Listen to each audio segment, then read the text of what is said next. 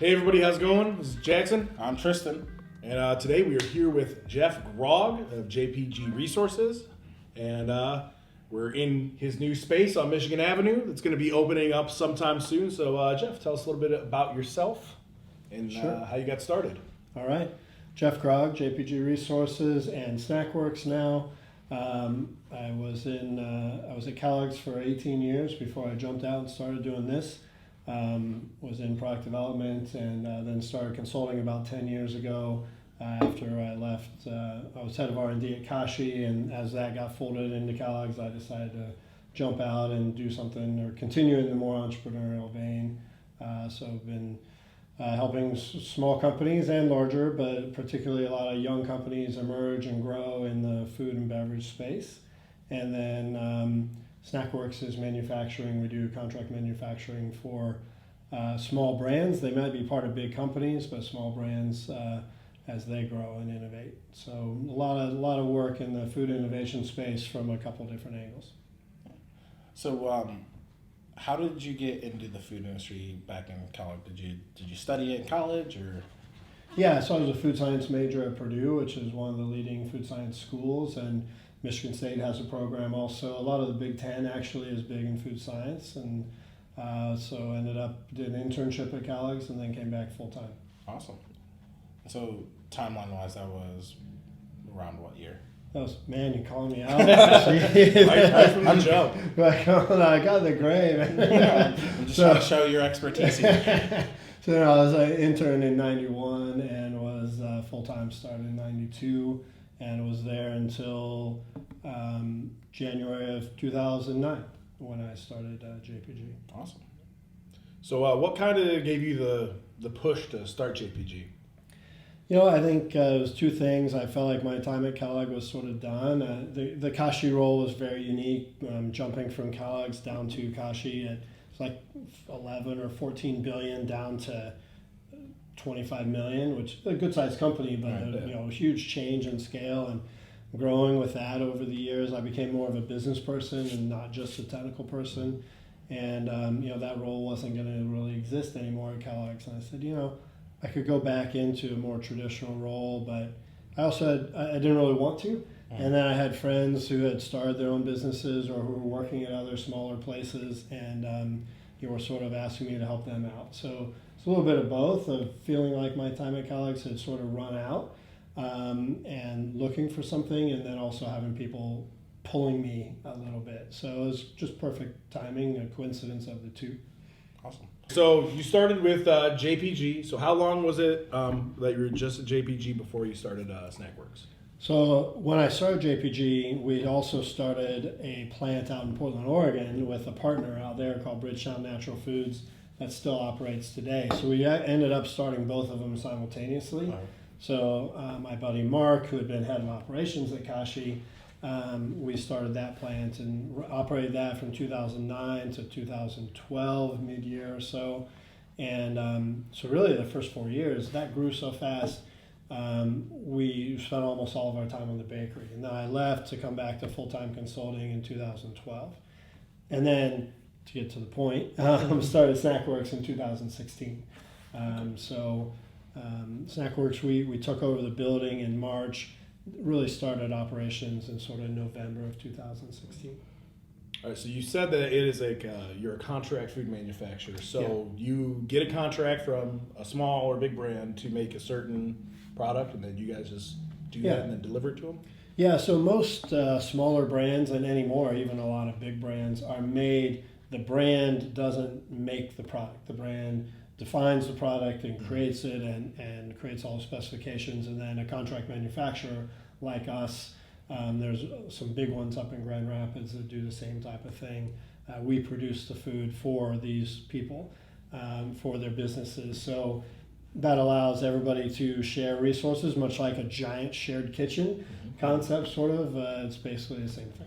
Okay. So like instead of having all the overhead of having a factory and all the extra equipment, it's just easier to just contract it out and give it to you guys? Yeah. I mean, most founders are good at sales or marketing and telling their story. They're not necessarily good at making the product, or they don't want to spend their time doing that.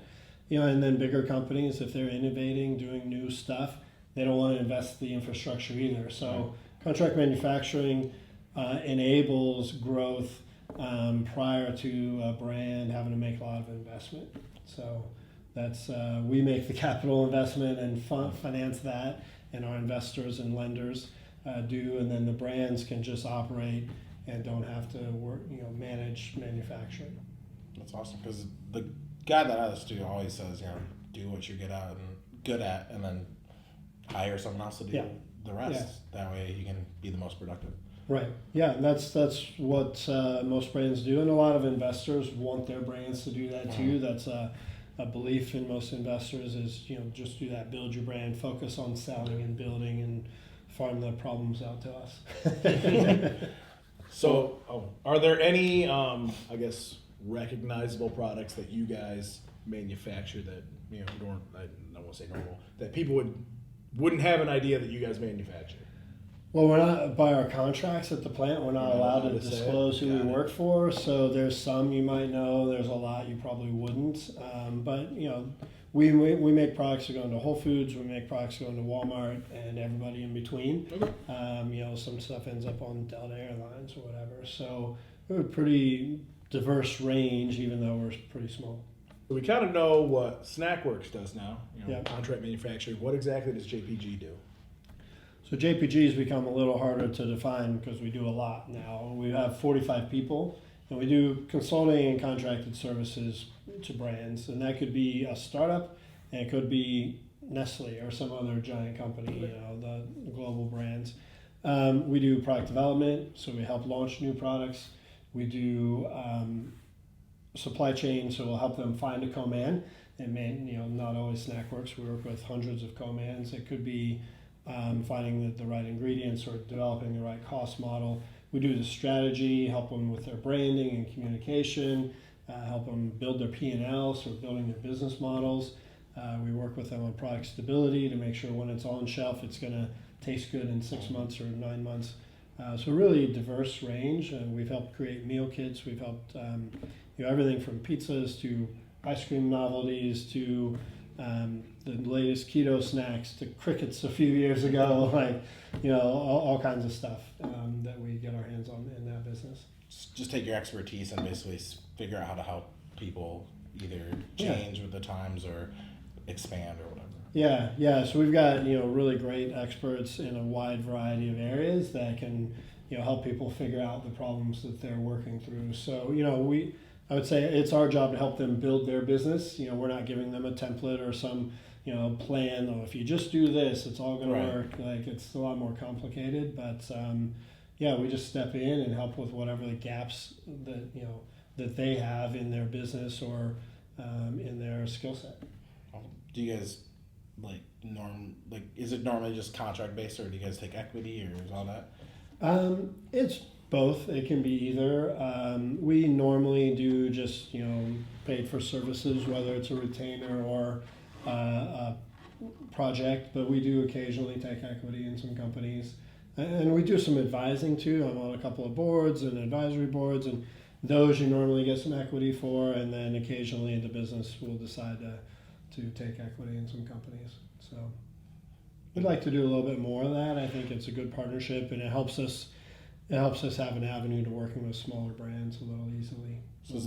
So is that something that, as time has gone by, you've kind of got interested in whether it's investing money or time into, like you said, smaller brands that are up and coming? Is that something that you want to do further? Yeah, well, I haven't made that kind of money yet personally, but we are in one of the many things we're doing. We have JPG and we have Snackworks, and then we have we're actually starting up a fund now with a partner out of New York. So hopefully by the end of the year we'll have about $20 million, and we'll be investing in a bunch of these brands as well. So that's we always seem to have something in the wings that's coming next. Cask and Kettle and the fund, and we've got a couple more concepts for next year. So we help a lot of people with innovation, and we are doing a fair amount of creating new things ourselves. So speaking of Cask and Kettle, which is a really good idea. You take the Keurig cups and it's an adult beverage, right? Yeah, yep. So it's coffee with alcohol in it. So an Irish coffee is we got the whiskey in it, and then the other one is a spiked apple cider. And they both taste just like what you get out of a bar. It's got the same amount of alcohol. It's a very typical drink. It just happens to come concentrated in a K-cup that you can just slam in your machine and off you go. So, what I know we've talked to you about like helping with beverages. Is that something you guys are going into more, or is it you still sticking with the expertise being more on the snack side? No, we do a lot in beverage already. Okay. We've launched a bunch of beverages. We've got one right now that we redesigned, like totally redid a few years ago. That's doing great. That we had equity in, and actually I sold that to get money to build the plants actually. But so we've been in beverages for a while too. Oh, okay. So we don't do. The odd thing is we do just about every category in the grocery store except alcohol. And then, of course, when we launch our own thing, we're in the booze space that we know nothing about. So Perfect. That's just how we roll. We love to break new ground, I guess. So what's besides just location that you're already working at Kellogg's? What was one reason you wanted to stay in Battle Creek with your business? Yeah,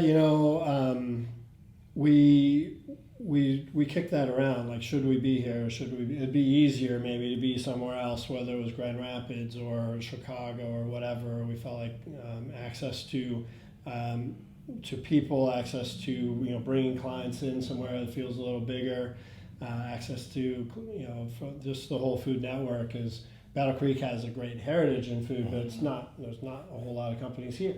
Right.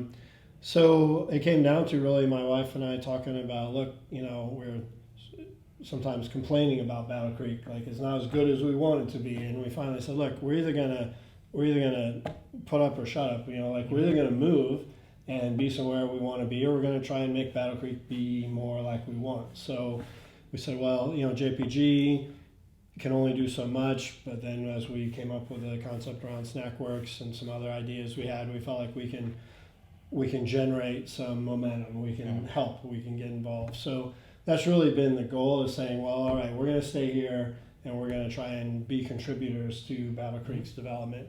It's part of the reason we're so excited to be moving downtown.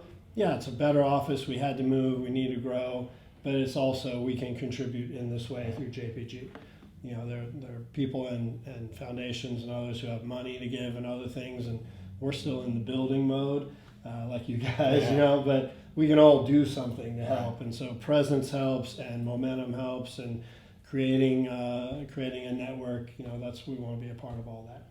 Yeah, that's what we say all the time is, like you said, either move on, leave, or you put your money where your mouth is and actually contribute back to the community that you live in.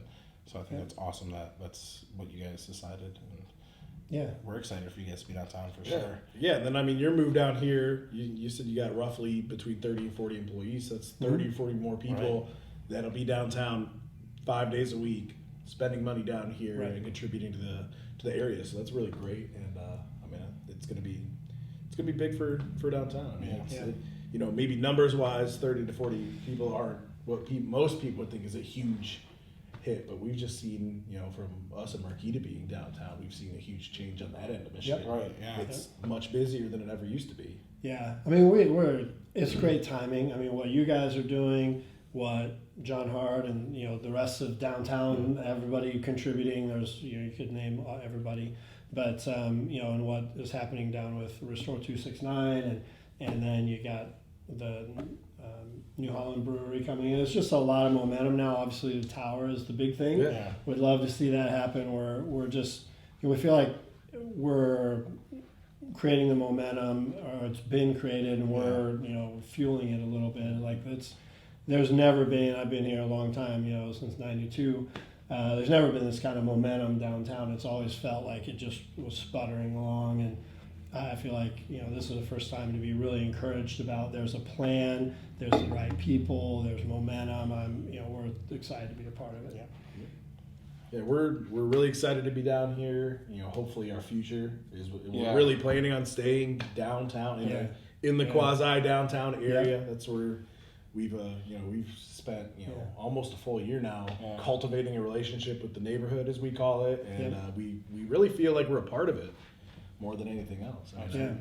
Yeah, and we want to see, I mean, there's sort of 2 blocks-ish, a block and a half of downtown. Right. We'd like to see that expand and Right, encompass this full 3 blocks. And, we realize we're a little bit outside the stream down here, but hopefully with the retail space downstairs, we can find the right partners in there. And then, like you said, 30, 40 people, hey, it's more than there is now, right? Exactly. So we can hopefully just continue to fill in pockets with others as well.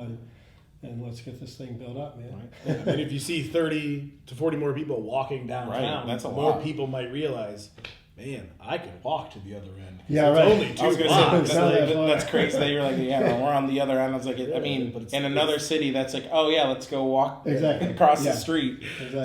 So it's crazy the different mentality that has been instilled here, and hopefully that can change in the next upcoming years. Yeah, no, I mean, I'm hoping to see also that, Kellogg's and the foundation and others that have in-house cafeterias, we don't see those people coming out of the outside, right? So I'm hoping that'll evolve over time too, and that just as a community, you get more people out experiencing the community instead of just into work back home. Right, Yeah, So, that was something we experienced. Our parents both worked at the Federal Center, and it was, we hear all these stories about how great Shranks was when it was open, Yeah. but we never ate there Right. because our parents drove to work and left because we Right. lived out in Herb Creek and lived on Yep. the south side of town, and we never came downtown to eat. And so Yeah. I knew Shranks was there, but I never ate there once in my life, and it's just weird how not far that actually is. You're But right. It seems like it's Yeah. really far away. I don't think that's something that's exclusive to Battle Creek, but I think Battle Creek is being geographically large as it is. Yeah. I mean, I think it's a top 5 city geographically in square miles, how big it is in Michigan. yeah. But there's only 50 to 60,000 people here, so it's super spread out, and it feels like it is forever away. Like when we went to the Arboretum when we were delivering that coffee, you're like, oh man, we're gonna be late. And just hop down Michigan Avenue and we're right there. in like 5 minutes. I was like, Yeah. oh, Yeah, yeah, I'm used to it being further away because I used to live in right. Binder Park Zoo area. Yeah, I mean, getting the tower down here with, was it 88 units or something? Yeah. Puts a lot of people right in downtown, which is desperately needed. Right. So, yeah, I just think it's a great time to be getting involved, and it just dovetailed with where our business is right now that allows us to do this. So, it's cool. We're excited about it. Well, we're really excited that you guys are coming downtown. It's just, like I said, it's just a great opportunity for everyone, I think. Yeah. What other things, and I know you're not a city developer, but what other things do you think could help propel that momentum? Yeah, I think there's just got to be connections made. I mean, among people, which is great, Ignite BC, and there's a lot going on that way, but, physical connection, so it doesn't seem far. It seems farther when you're walking 2 blocks, when you're not passing stuff that's Right. happening, you're not passing other people. Yeah. And, you're in New York, 2 blocks seems like nothing, and 2 blocks here feels far, because there's not much there. So I Right. think just continuing to fill in the density is a big deal. And I think, Battle Creek is sort of downtown is sort of walled off from everywhere else. Yeah. So creating those connections up to the north side, it's great that Pequod's up there with Umami Ramen, and like creating that's the closest to downtown. Everything else is really far away, and making downtown not feel like an island. Is a big deal. And hopefully sometime soon we'll have to solve some parking problems, which I think are going to come. But I mean that'll be a good problem to solve, right? Right. But Yes. I do think it's just like having people down here so that you come downtown and it feels like there's stuff going on is probably the biggest thing.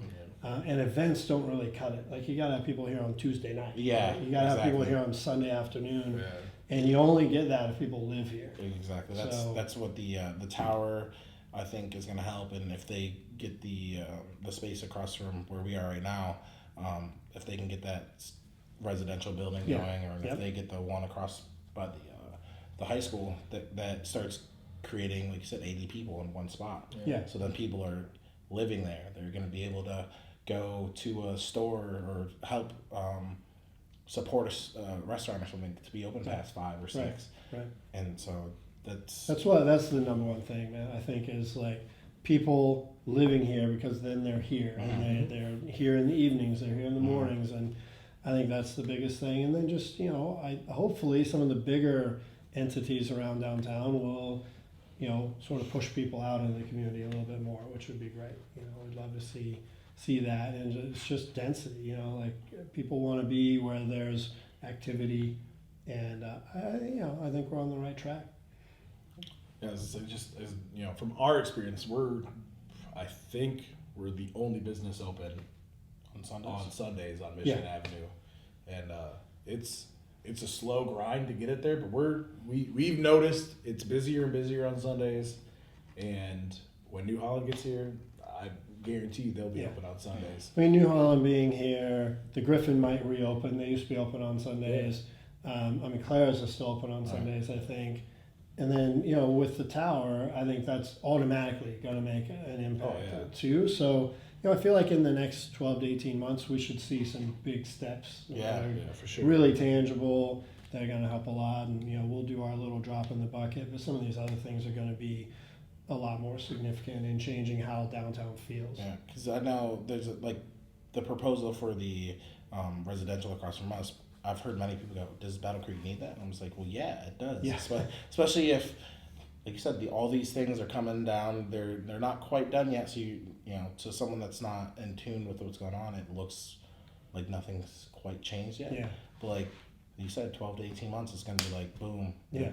And many people are going to be down here, so there's going to be things that need to be solved. Yeah, I think it's going to happen, relatively quickly now that because the momentum's in Right. in place. All the back end stuff has Yeah, been. we've been waiting and waiting and waiting, and it's like we're about there, I think. And the Battle Creek Tower down at the other end near you guys, that's on a waiting list. So I think there's demand, and again, hopefully with colleagues they can incentivize people to live down here or put interns in the building or whatever. I mean, like that's the sort of if we can just work together a little bit.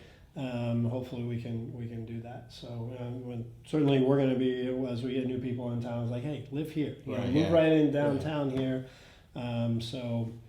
Hopefully we can have some of our folks contributing to that too. But it is like first time in a long time that there's real movement down here. So it's exciting stuff. Yeah, it is. Any more questions? Yeah, so we have kind of to wrap it up. We have two questions that we ask nearly everyone that's on here, and you can answer them in either one. So our first one is: do you have any advice for anyone, be it professionally, as an entrepreneur, or personally? And what is one of your biggest failures or setbacks that actually propelled you to greater success? Really good questions. On the advice side, I think it's just build a network. What enabled me to go into consulting was during the time at Kashi, we met a lot of people, built a lot of relationships, brought along a lot of people for the ride. There was a great ride at Kashi. We went 50x on the business in that 8.5 years. A lot of people benefited from that, and I think as a team, people treat each other well inside the business and with our suppliers and partners. So like that was so when I stepped out to do my own thing, both the plant and consulting, we just got referrals. We built our entire business at JPG on referrals, and Snackworks really too. It's just been like do advertising and all that stuff. So that's when you guys, we're always sending people to you. We know you like you. It's like, hey, you guys should go try their coffee and check it out. So I think that's what makes the wheel spin in a lot of ways. And then so be decent and pay it forward and help each other out. And then as far as mistakes, man, there's just so many to count. And that's my favorite interview question, by the way. I always ask that in interviews because it reveals a lot about people, I think. And the Bridgetown thing, we did an enormous amount of work on that. I had a bed in the plant. I was there all the time. And, and my family was here. We moved 8 times in 5 years. Oh, we wow. went back and forth to Portland and back here, rented a house. We'd sold our house and we were just sort of like all in. And while, we ended up selling it to the investors, it didn't go the way we wanted. So we didn't have the outcome we wanted. And it was a lot of hard work. And, that was, at the end of it is like, man, I could have done just about anything and come out a lot better than that. At the same time, we learned a lot through that. It made me a much better consultant, after having things not go as well with the investors and so forth, and just learned a lot, but continued to build the network and build our reputation as we did the right things, even though it didn't come out that well for us. So, I think, and weathering that, and when you're staring bankruptcy in the face and you're staring at really, some really difficult things, and having a partner when things don't go well usually makes it harder, not easier. And we both, I think, behaved with respect to each other, all those things, and we're still friends. And, I learned a lot, and you learn a lot about yourself when it's hard, So as much as in some ways, I would do a lot of that differently, like in retrospect, don't regret it, because it's all of that's part of who you are today, And I feel like it definitely helped us with how we advise clients and how we help people through difficult situations. I got one more question, and we've talked about this. I think we know the answer. What does JPG stand for? It's a terrible story. It's my initials. Yes, that was right. That was our guess. So I was the first 6, because I started in like July, and I had till January to try and get a real name, and everything I wanted to do seemed to be taken or trademarked, and so I was calling it JPG Resources as a placeholder, and ended up sticking because I couldn't find something better, which is sad. That's why other people consult on branding and not me. That's what we thought. We're like, Jeff Grogg. Yeah. It's probably his initials. Yeah. That's it. Awesome. Well, thank you very much for coming on. Really appreciate you taking your time out of your day to do this. Yeah, and one alibi I got is when you're talking about building your network and how that probably can lead you to the most success. Our relationship that we have was because you worked with Can Do Kitchen, and we were going through it, and we just met at one workshop. Yep. Mixer. Had to buy your wife some coffee for your anniversary Right. while we were there, so you did. She got hooked on the coffee, and then we just talked to you more and more, and now you're on our podcast, and we talk to you quite a bit, and it's just a testament to how those weird little interactions that you might not think are significant can actually be pretty significant, because you never know what's going to come from that. Yeah, that's right. And that's where you guys are looking to learn. I'm always looking to learn from people too, because you operate in a space that we don't really operate in. It's like, we're all part of the same structure in food and beverage, but it's very different. And so I think that's where part of that just open-mindedness and going, hey, these guys are doing something cool. Let's learn, And the product's great. So that helps a lot. Perfect. All right. Thanks, I think guys. that's going to be it for today. Jeff, thanks for coming on, as always. And you got anything else? No, I'm good. All right. Well, thanks for coming by today. And as always, take it easy. Sweet. Thanks for having me. Yeah, thank you.